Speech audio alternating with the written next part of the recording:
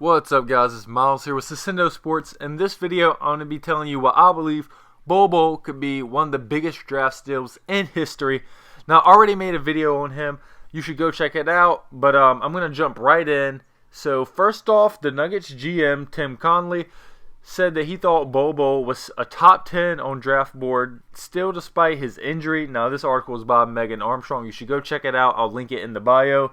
But the Nuggets GM went on to give a long quote. He said, "There was injury concerns. You heard that last year," as he's joking to them picking Michael Porter Jr., who is expected to be 100% at the start of next season. But he said the draft is funny. You do the best you can to kind of plan and map out how the night is going to progress. And one pick could turn into a 10-pick free fall. We are not concerned as to why Bol Bol fell. We feel very fortunate that he fell, in which they should, because he was projected to go top 20 at the beginning of the college basketball season. So as the night progressed, we got pretty aggressive. He was a guy we circled much higher on the board, so I'm not sure, again, why he fell, but certainly we didn't have him where we picked him. We had him much, much higher. So the Nuggets were really surprised that he fell this far, as were a lot of people. It's why the draft was watched so far in. It's usually not watched that far. People wanted to know what team he is going to. And Bol Bol told reporters that his foot is 100% healed and that he just recently started to get back on the court around a month ago, which is really good news for the Nuggets that he's already been on the court and working it out for around a month. He says his plan is to play this season, but it's up to his team. But if he's been working on it for a month, I think he will be ready by the start of the season. Now, I never try to be a doctor up here, but I did do some research because I just wanted to give kind of an overview. He had a stress fracture in his foot. Now, this is from official orthoinfo.org. It's one of the most common injuries in sports. It can be tough to overcome, but it can be done, and it's just an overuse injury when muscles have become fatigued and are unable to absorb added shock, and it creates a tiny crack, which is the stress fracture. I mean, that's what it is, just a tiny crack in the bone. So the recovery time for it in most cases is 6 to 8 weeks, but like any injury, the more serious it is, the longer it takes to heal. Now, I'm not sure how big of a deal his was, so I can't say for him. But even, let's say it was 10 to 12 weeks, that still gives him tons of time to return.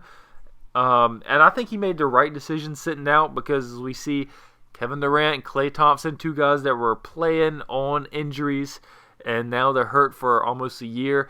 So I definitely think Bol Bol made the right decision to sit out and let this injury fully recover. And let's say it took 12 weeks to recover. That's 50% longer than the normal recovery time, but that means he still would have been fully recovered from it by like the start of April. So from a viewpoint of him sitting out that long, and they said that he said himself that he just started a month ago, which meant he sit out about 16 weeks almost from the time of surgery. So he should be 100% ready to go if this was properly reported and it was just a stress fracture. Now, of course, another concern for him is his weight. Now, on Oregon's roster and on Sports Reference, he's listed at 235, but at the official NBA Combine that just happened, he only weighed in at 208, which means he's lost roughly 30 pounds, which is a lot of weight to lose over the time of injury. He needs to put that back on, because you don't want another like Kristaps Porzingis situation where he's just so skinny and you're afraid that he's going to get hurt. But besides that, his stats are incredible. He only played 9 games this year at Oregon, but he averaged 21 points, 9.6 rebounds, and 1 assist off of incredible shooting numbers of 56% from the field, 52% from the three-point line, and 75.7% from the free throw line, with a PER of 37.5. So this guy can definitely space the floor and shoot. And I think he's going to fit in perfectly with this Denver system.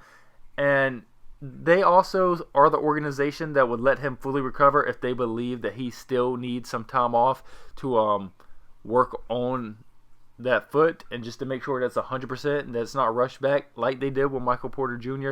Now, of course, he had a much more serious injury that they've been working with, but they never pressured him to come back soon. They've actually made him sit out a lot longer than he wanted. I'm pretty sure he said like back in March that he's 100% ready to play. They still didn't let him play.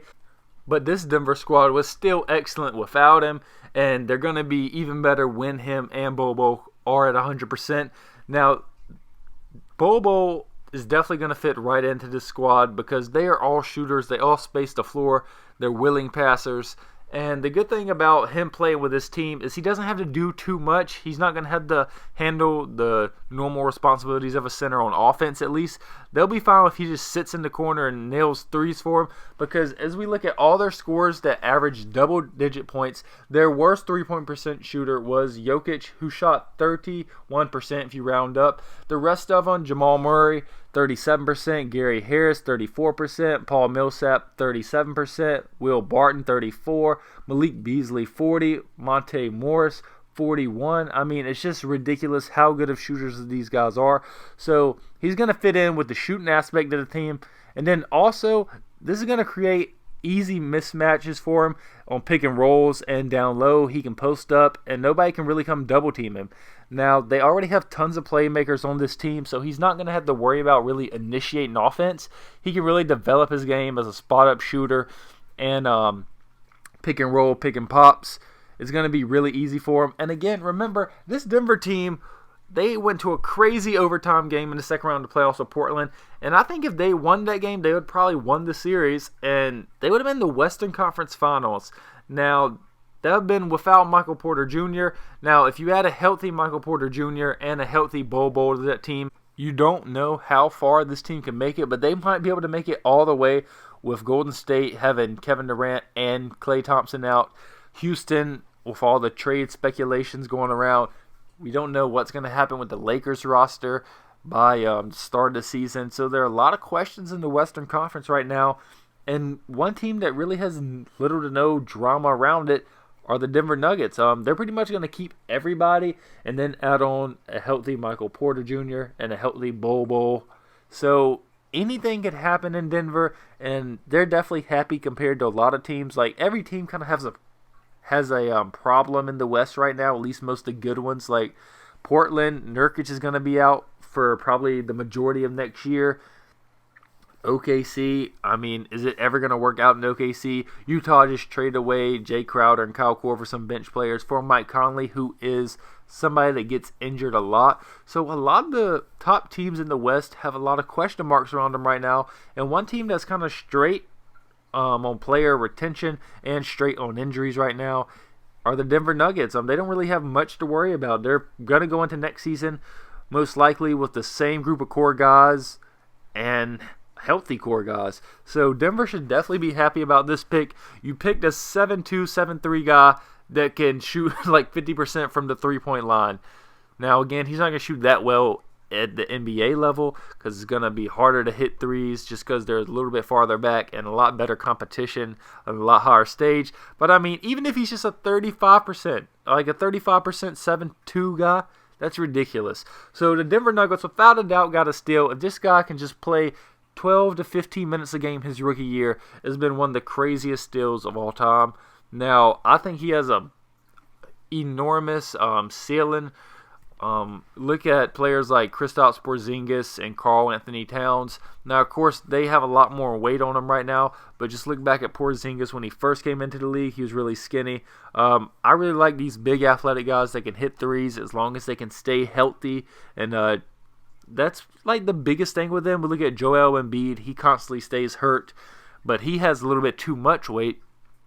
And then on the opposite end, you have other skinnier guys like Thon Maker that the teams constantly want them to put on more weight. So if the Denver Nuggets work really hard with Bol Bol, I think he's a project player to get him to like a true all-star player.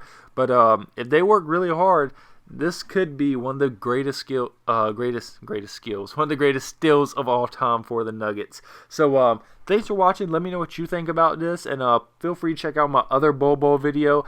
I talked about how he'd work well with other superstars and why the Knicks should potentially pick him. That's how much I thought of him back then. Like, that's how much everybody thought of him back then, that he would be a lottery pick. So it's just crazy to see him fall this far, and the Nuggets got a steal. Even if he doesn't work out, you know, it's a number 44th pick.